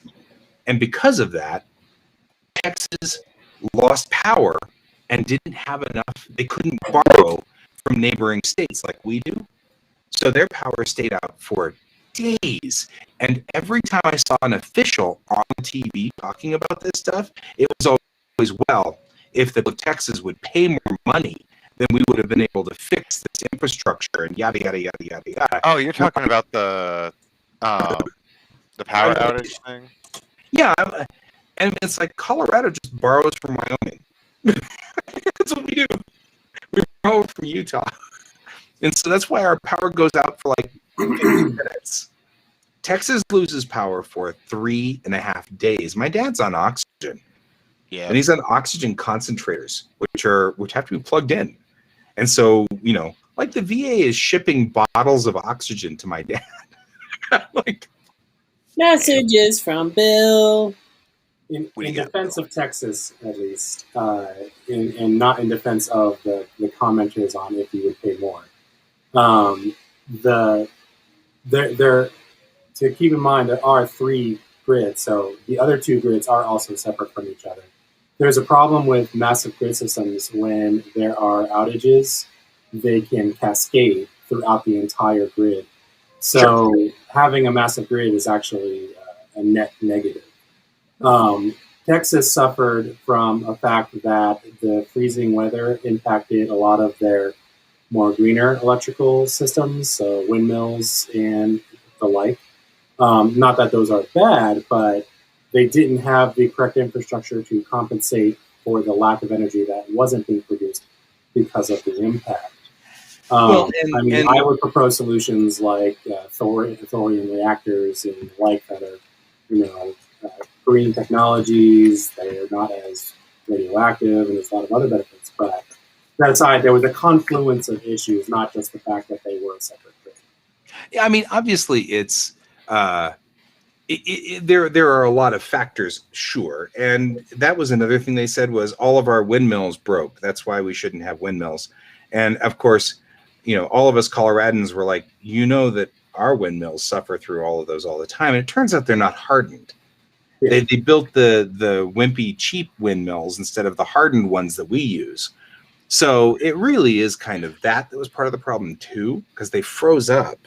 But they froze up because their coolant lines weren't hardened and things like that. And it's like, well, and that was that's actually what they were trying to say when they were saying, if you guys would pay more money, we would have done more.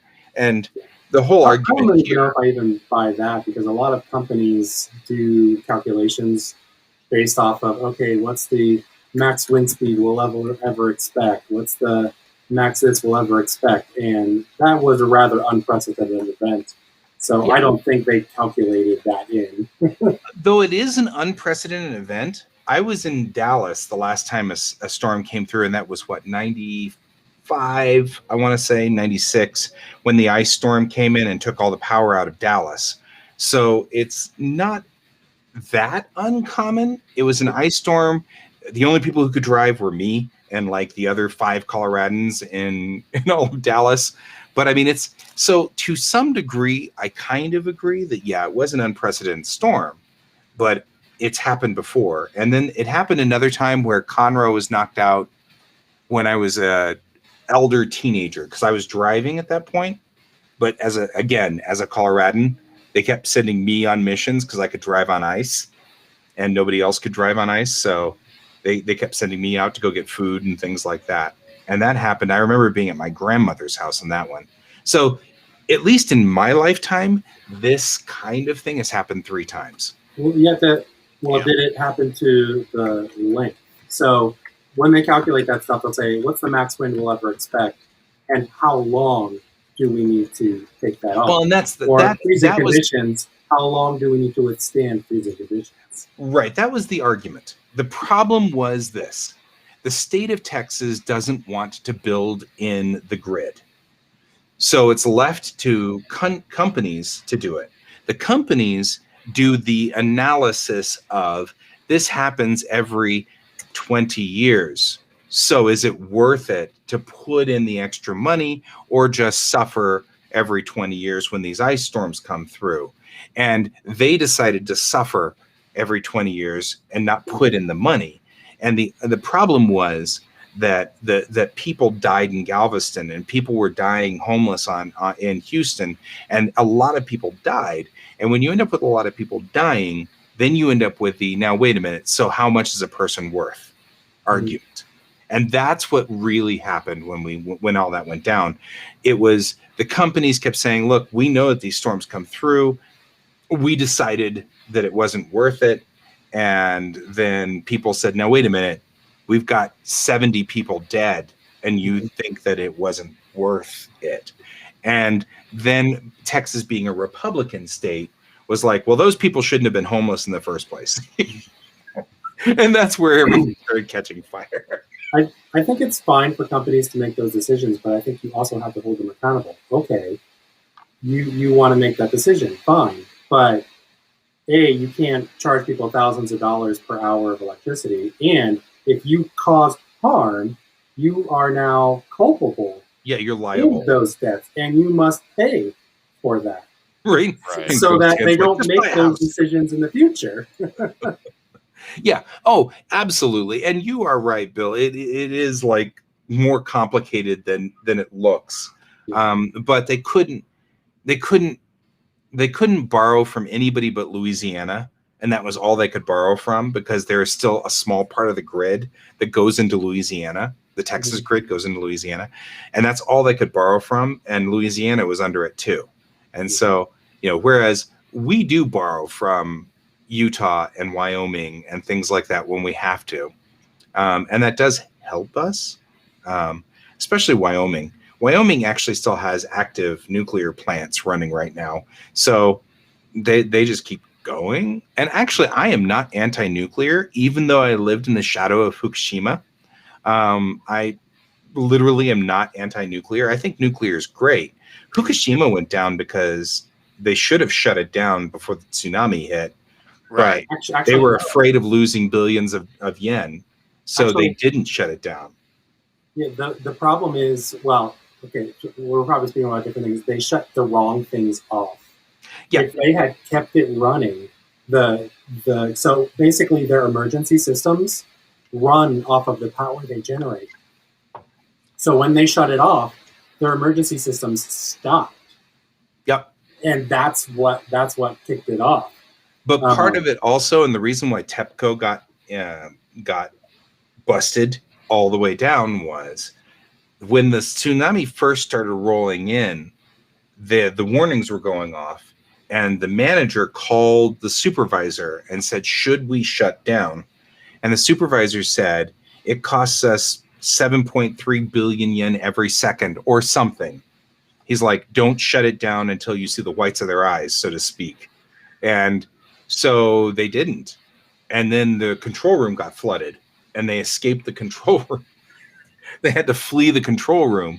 And so part of this was they had an opportunity to kill the reactor and turn it off. But they didn't, because they were afraid of because they didn't want to lose the money. And that's what got TEPCO in trouble. And so that was a big problem. So really, all of these are boiling down to some systems shouldn't be capitalized. And this is why.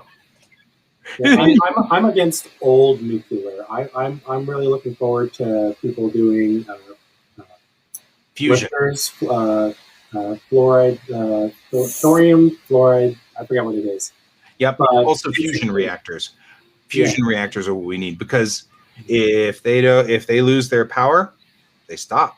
Yeah, but the problem is fusion's a better way out. At least thorium reactors, When they go out, they just drop their payload into a bucket in the bottom. It cools off, hardens into a big rock.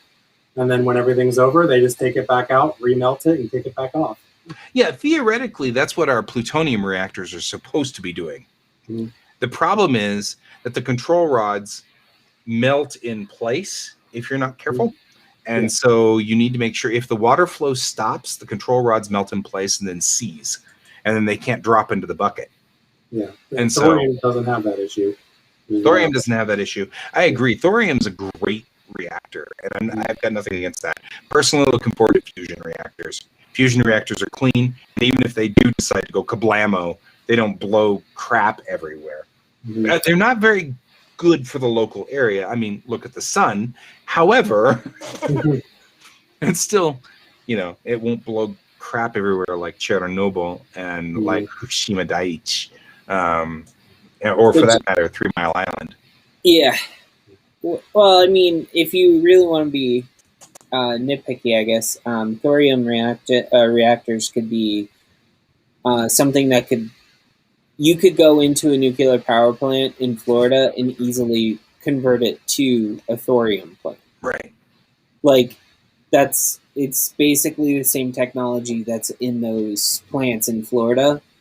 But we have the same problem with nuclear that we have with everything else. People don't know enough. Mm-hmm. They know that the Dunning-Kruger curve, that curve where they're here and they don't know enough. And they're like, but nuclear reactors explode. Look at Chernobyl and look at Fukushima Daiichi. And I'm like, both of those have mitigating circumstances. I mean, both Chernobyl and Fukushima Daiichi were, and like I said, TEPCO is in trouble because of Fukushima Daiichi. I know. I'm setting up that scene. Sorry. Okay. It's all right. I'm still trying to help you through this, bud. I'm setting up that one. I was like, oh wait, I didn't set this one back up. Hold on.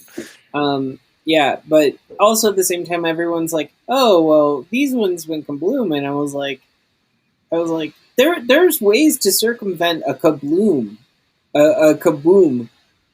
in a nuclear power plant, because I lived in Florida for many years, and there were several plants that basically melted down. Well, so the thing also that I'm having a problem with Floridian nuclear reactors is like the damage to the environment. There's especially like the big nuclear plant in Tallahassee. Mm-hmm. They've got manatees in that hard water flow that's coming out of because they like it. It's warm. Mm-hmm. And it's like, you got manatees in nuclear water, guys. We got to do something about this. Yeah, and they've actually improved their water filtration systems a lot. Like, but also keep in mind that water does not flow across the reactor. No, but the reactor has an internal. So right, I got excited. You're like, I'm done. So yeah, we only have like 10 minutes left in the show anyway. But as a side note, last week we went for like 4 hours. No. I've got to make a run to Kai's school and pick up some stuff before noon. So because it's after school now, and so everybody's got to. I've got a day off. He has the day off. Yay! What? So you guys have to go play. Yeah. And I appreciate Bill. I appreciate you letting him come to work for the 2 hours this morning. So wait, Bill, do you get a 4-day weekend? Yeah. Bill has a 4-day weekend, yeah. Damn, I'm jealous. Right? Hey, Bill, why don't you send Colton some of those jobs that you were for your company? There we go. Look at that. Just a nice crossfade too. Isn't that beautiful? I mean, remote, which is nice. Colton's like, wait, that worked? No, well, I mean, there's that too, but I was just like, jobs? I'm in. What do you got? Well, I can tell you that everything's remote, and that's fine. You basically would work for, messages from Bill. His company that he's working for now, they're pretty good at pretty much everything. Yeah. You're in the game world still, right? It's small. They're growing. It's not gaming. No, I It's, switched. I'm not. Are you I'm in not tech? doing it's a tech company, though. them. Yeah. Oh, I'm still fine with that. They Yeah. pay better. Yeah, definitely. Hey, I I'm think down they for have, anything that's like- going to be experience wise. I'm in. I'll apply. If you send me All right. something, I'll apply for it. So send me a link, or I'll add. Can I add him to the thread on Facebook so that he can post it there for Colton? Guy. Yeah, sure. Guy. I mean, he's just gonna get all the messages every week for everything else. So I don't know. I mean, he gets them already. He hears people the talking link to the about them. company web Yeah. page. Let's go there. Yeah. Okay. I'll do that right now. While you But yeah, guys no, are doing yeah. that. If you want, like, if you have openings and like, I'll apply and just see what happens. I don't know what openings they have. Right Ah, yeah. now. I'm kind of into 3D modeling right now, but I only know the one program. I keep doing Queen to Queen's level 3, and nobody's responding. Bill, do you know the answer to Queen's level 3, or can I not beam you aboard the Enterprise? He never. No, he I never. never learned the 3D chess thing. Oh no, that's from Whom Gods Destroy. That Oh. episode with Garth of Izar. Remember where Kirk was cloned or Garth turned himself into Kirk and was trying to get beamed up to the Enterprise, and Scotty kept going Queen to Queen's level 3. And I put that out there, and I was hoping somebody would say the answer, but the answer is Queen to King's level 1. So nobody knows it, and I feel like I'm like, all my Trekkie friends, you're letting me down, bros. Oh well, it's actually fine. I don't have that many. I don't think I have that many buddies left who are from the original series era, because like we're getting old. Like all my Trekkie friends now are all Trekkies from the Berman era, so they're like next gen and stuff like that. So There you go. I just shared it to the group chat, the group. Sweet. the private group chat, folks. I didn't send it to like the public one. I don't know if there's anything he'd be interested in or not, but there it is. I know it changes on a regular because they had customer service representatives that they were hiring at one point. Mhm. So it just is, but I do know that there's an account manager, junior and junior level stuff. A lot of IT Like- stuff. There's a lot of IT. Oh, okay, yeah, customer experience representative as well. Oh, okay. Right, CSRs. So like, I mean, I don't know if you know Ruby or anything like that. So Maybe. I'd have to look. Messages from Bill. I mean, yes, messages from Bill. And if you have any questions, like obviously Bill's right here. He can probably help you Yeah. with that. Oh, cool. Okay. Yeah, I'll look into it. I'll see what they have. Yeah, I do know that he And publicly gets. speaking, I am not a representative of the company in this capacity. Right. The postings go there. Oh, yeah. No, you're good. I was just Meanwhile, kinda your curious, company does give incentive if you bring someone in it, Yeah, someone into so- the company. No, What Optum was like that. Oh yeah, that's true. Never mind. I don't know. Don't listen to me. Messages from Pepper. Yeah. It doesn't ring as much as messages. No, it really from doesn't. Bill. Yeah. No, but messages from Bill is becoming sort of a normal thing in our show too. So I could, No, yeah. I And like it's his that. day off, so hey. yeah, I like. Until he has his own office or I have my own office. That'd be what's the Yeah, I'm gonna miss that. That's actually, I gotta admit, at least right now we've still, got that. But once you two separate out into two different offices, I'm really gonna miss the messages from Bill part. We might Oh, like, no, this is what what's was it, gonna Full happen. House? Was it we're gonna Full text House? you and stuff. Yeah, this is what's going to happen when we move into separate like rooms, right? This is what's going to happen. I'm going to get on one of these things, and he's just going to come in and be like, "Hey, you're on the show. Messages from Bill." Right. Like I'm just going to force it at that point. Right? It's becoming part of the You show. know that's what's going to happen. Which show is that? Don't fight it. This Just show. go with it. No, I'm just trying to think of the old like 90s show or whatever, where like the neighbor would always pipe over the fence. Home Improvement. Home Improvement. There we go. Yeah. Yeah. Tim Allen was the father, and his neighbor, Yes, Wilson. Wilson. Wilson. Wilson. Wilson. That's why I always get that vibe with Bill because he always does the whole like pops over. Hi guys. Yep. Ah.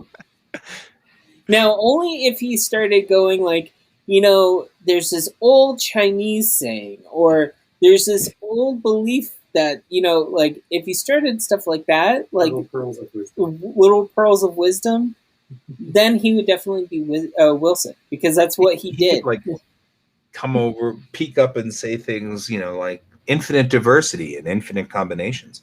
Yes. Watch, Guy, you'll come over here and you'll be like, no, I can't deal with you in person. Can you just put the right there? I need the I don't know how barrier to deal with between you. us. Here, have this. I mean, I even told him, like, why don't you just start out the show with messages from Bill and log in for me? Right. Because I was running behind this morning. And, like, I was like, you could just jump right in, and a guy would be like, oh, it's Pepper. And then, surprise, Bill. I always kind of worry, though. Bill and I could probably go on for hours about Star Trek, and then this would become the Star Trek hour. And so there's a little bit of a concern there. Two Trekkies in the same room. Well, I mean, I think if you started out by saying that you were going to become Klingon, like do a Klingon storyline in the Star Trek RPG, that. So I think he would have like a lot of input. A lot of things to say. That what we're talking about was right off the bat. I read something on a forum somewhere, Colton and Bill, that about they were like, I want to see like some shakeups in the races of Star Trek, like a Klingon ship's counselor, and I'm like, oh, that's got to be done. I've got to play a Klingon ship's counselor now. Those are the tears of a warrior. I mean, like everything just sounds so wonderful about that. Pain is a predator that chases you. You must confront your pain. It's just like, this would be so awesome. So I've decided that would be the best. So there you go. That's what this is all about. Was that my Klingon? So the Star Trek Adventures group that we've been doing with Dustin is going on hiatus for the end of its season, because we've ended our season and we're going to start a new season in the fall. During the summer, he was thinking of doing a Klingon campaign. I wasn't that interested in playing Klingons because I usually play the good guys. So I like to play Federation characters and stuff like that. And he wants to play Klingons prior to TNG. So they're still going to be, KDF and stuff like that. And so I was like, man. But then all of a sudden I read that and I'm like, well, now wait a minute. I might be interested in playing this character. This could be fun. The Klingon ship's counselor would be awesome. So I was looking up things like how to say fluffy kitten in Klingon so that could be the character's name and stuff like that. There are no fluffy kittens in Klingon. So I had to really research that to figure out what. In fairness, I thought I was a Trekkie until I met Trekkies, and then I'm like, oh, I am like baby level. That's all right. Baby level. That's totally cool. Trekkies. Because my Star Trek fandom is in the TV series, and that's where it ended. Like I never had the books or the technical manuals or none of this. And there's like another level of knowledge, and I'm like your own SETI eel. What is it? Your own SETI eel? You don't have your own SETI eel? No. I think that's the next thing I have to get for him. Mm-hmm. I know, right? A SETI eel. No, but that's the thing. I don't believe in gatekeepers. Mm-hmm. If you like Star Trek, you're a Trekkie. It's okay. You don't have to have your own SETI eel. Mm-hmm. I don't believe in the gatekeeping. I think that's silly. So, you're a Trekkie if you like Star Trek. It's all good. Mm-hmm. We'll still get together and talk about Klingons. I watch videos on YouTube about Star Trek all the time. That's good enough. Actually, there's a lot of things I got into, and it was not even that like I watch the shows or play the game or whatever, but like I watch like the history part of it. Like people will do like deep dives and like this is how the lore works, and I'm like I am so into this. Right. But, well, and that's the thing. I mean, it's like for me, Star Trek speaks to me. There's something that will always speak to people, I guess. That's a thing. But Star Trek speaks to me. I used to be like really into anime, and as time has gone on, it's not that it's faded or anything like that. I just not as big into anime. But I do love Star Wars, and I love Firefly, and I love The Expanse, and I love For All Mankind, and all of those things too. But Star Trek speaks to me, and that's a different level. And it doesn't matter whether that's just the first 5 episodes of the first season spoke to me, and nothing else has really spoke to me. It speaks to you. That's cool. Yeah. It doesn't. You don't have to have your own SETI eel like I do. Molded, by the way, off of the original mold, and been sitting in this guy's garage since Star Trek 2, because he's like, I got these extra ones when they made extra molds off of the original mold, and so I have these extra ones. And he's like, I don't want them anymore. You can have them. I'm like, so I have my own SETI eel now. Nice. My sister was like, that's gross. And I'm like, yeah, I know, but it's still cool. And she's like, but it's gross. I don't want it. She's like, isn't that the one that they went into Chekhov's ear? And I'm like, yes. That's she's why like, I own it. and you have one? And I'm like, yeah. And she's like, that's so gross. My poor sister, though, I give her lots of props. She knows all kinds of stuff about Star Trek and isn't even really a geek. She just put up with it. Hey. She's like, I know so much about Star Trek too, and really, honestly, I don't even really care about Star Trek that much. She did watch Enterprise because she has a crush on Scott Bakula. Oh, there you go. So that worked. I mean, that makes sense, though. Right? Like, what girl from the 80s didn't have a crush on Scott Bakula? Exactly. Or David Hasselhoff? For that matter. I Like, finally broke down a while back and watched it, and I was just as disappointed as I heard I would have been. So, You watched what? Enterprise. Oh. Like the first 2 seasons, I think, were great because I really focused in on the frontier times of exploring the galaxy. And then they just went lateral in some time direction. I'm like, you're ruined. Yeah, the 4th season's good too, if you can get back to the 4th season, because Manny Koto took over, and Manny Koto was an original series Trekkie.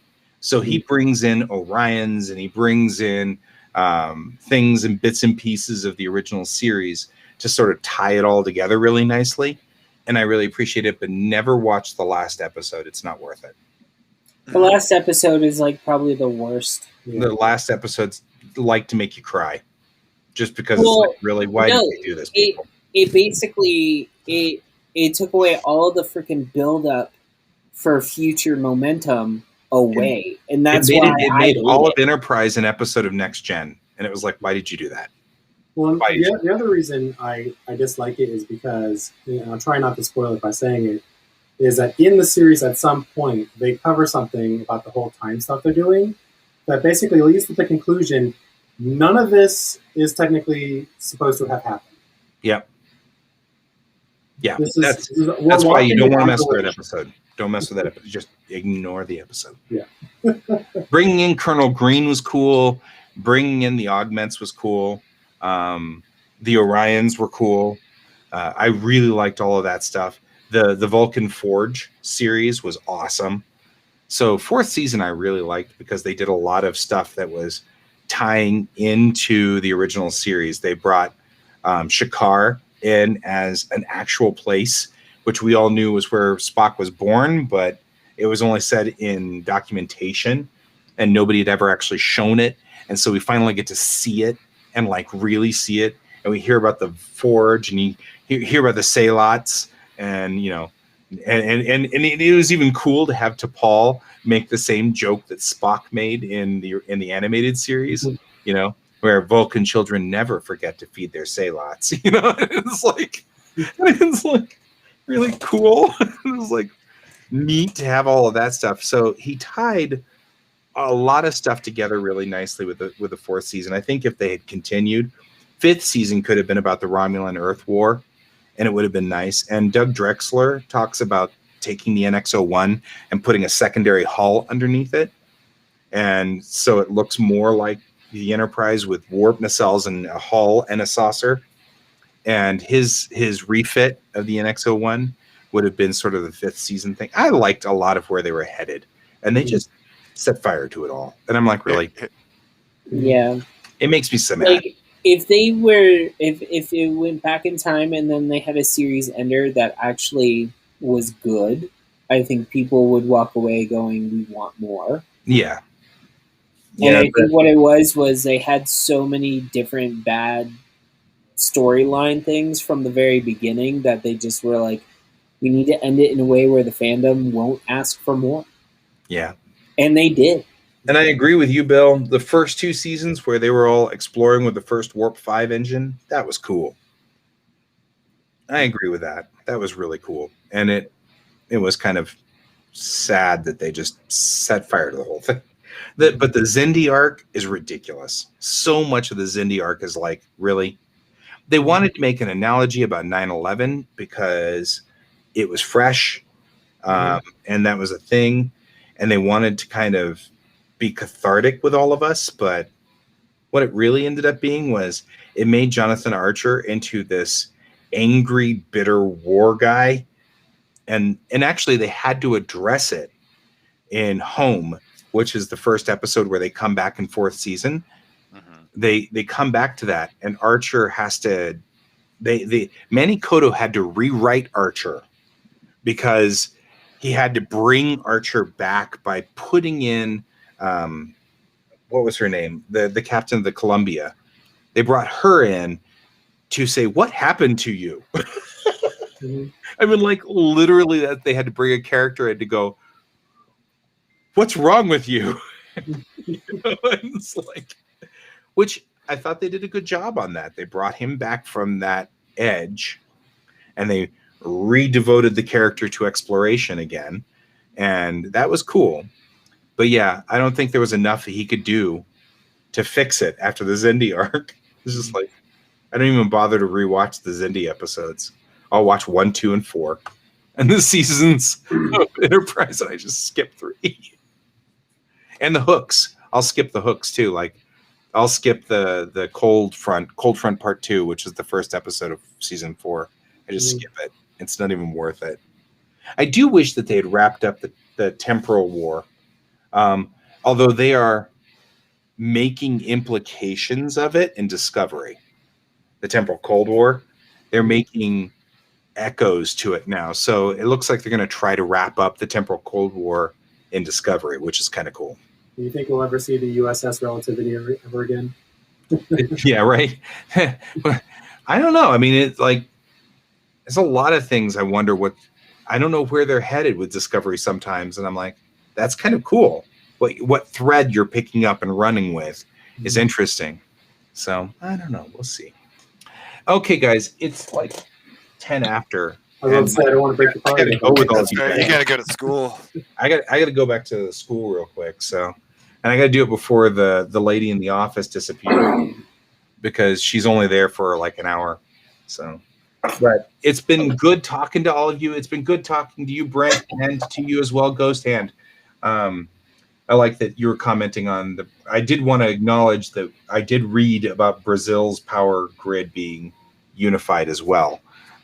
There are drawbacks, but I think the biggest thing is I've never seen a power outage for more than 2 hours here in Colorado.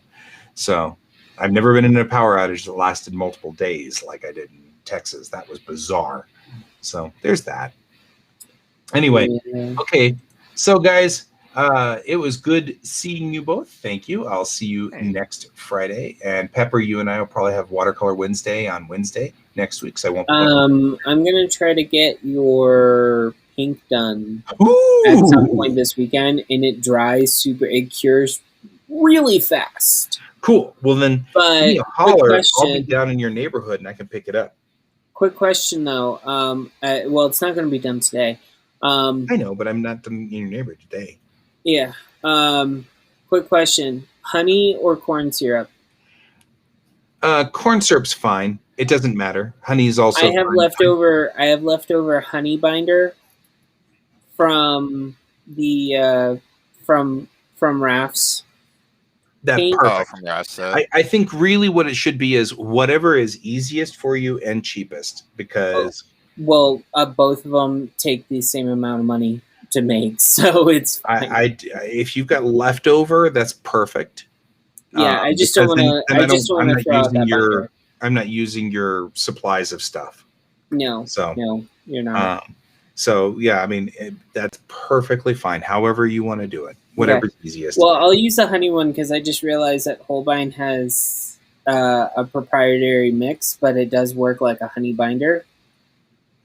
And you're going for a Miyazaki's type palette, so Yeah, but I'll I'm go just with that. at this point, nothing's been replaced with actual Holbein colors. So except two have been replaced with Holbein colors. So there's that.